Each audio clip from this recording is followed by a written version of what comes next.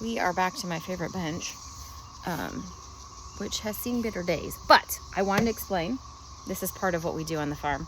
My husband used to work at a furniture company in Franklin, and one of the things, that was when we very first moved here to Tennessee, which was about 10 years ago, and we had nothing. We sold everything in Iowa. Well, as much as we could. We did bring a few loads of, we have 4 kids, so we did bring, kids stuff and things like that, but we didn't have any furniture. We sold our couch before we came. We had nothing to sit on in our living room. And so he works at this furniture company, and what they would do is, Franklin, it was very high-end clients, very expensive furniture, and it was a lot of outdoor patio stuff.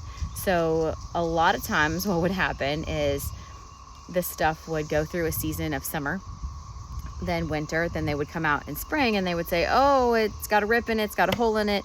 There was a couple pieces that we got that clearly had a little cigarette burn on a couple of the cushions, and then they send them back in for warranty.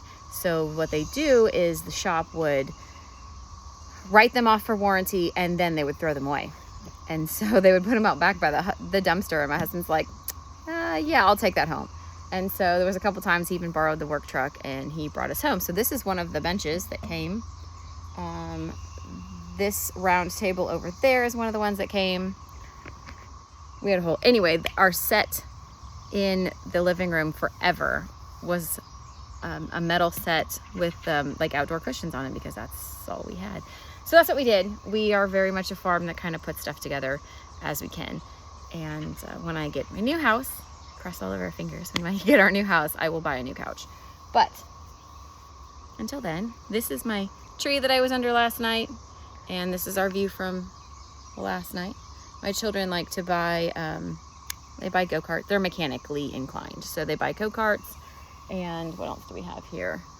We've got a lawnmower they're working on and another go-kart. There's a mini bike around here somewhere. And then back in the distance, you can see right here, my daughter trains dogs. And so she has, again, we should go over there and look. We might go over there and look. Put together a course for her dog training. This is also, we're going to walk across our volleyball net. The kids like to set that up, and then they play volleyball, and sometimes, a couple times, they've used that as their second workout of the day, to come, or badminton, I think is what they play instead. They play all of the above. All right, so course was made with what? All reclaim stuff, because again, that's what we do.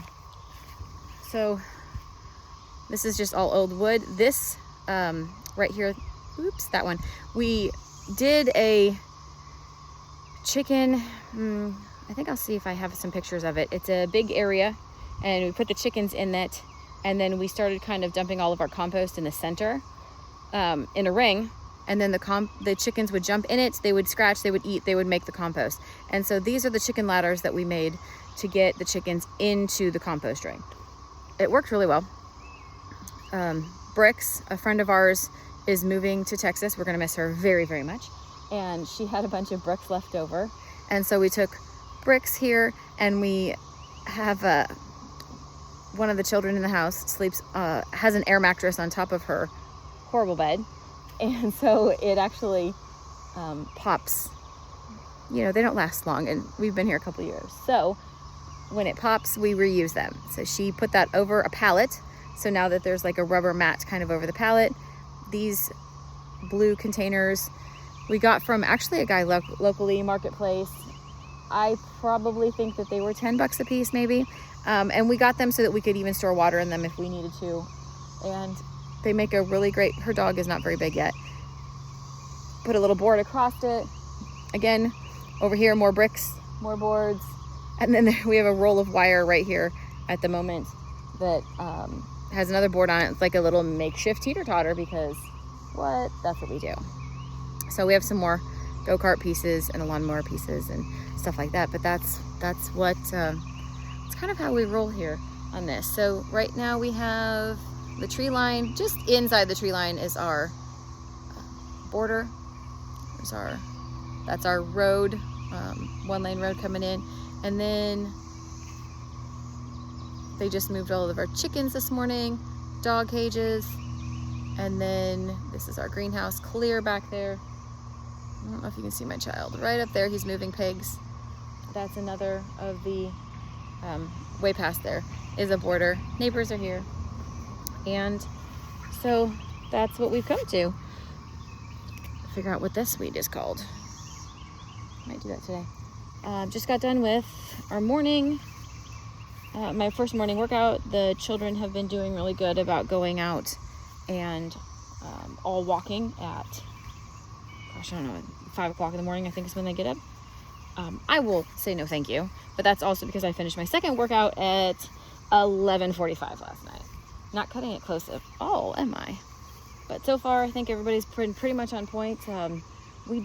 We're not like huge eaters in this house, and so I know one of the kids is having a hard time. He wants to build some muscle, being a 16-year-old child.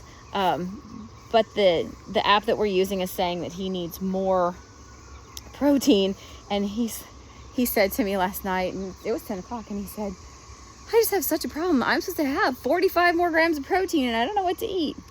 And of course, you know, the things that have the most protein, just without a lot of the extra stuff.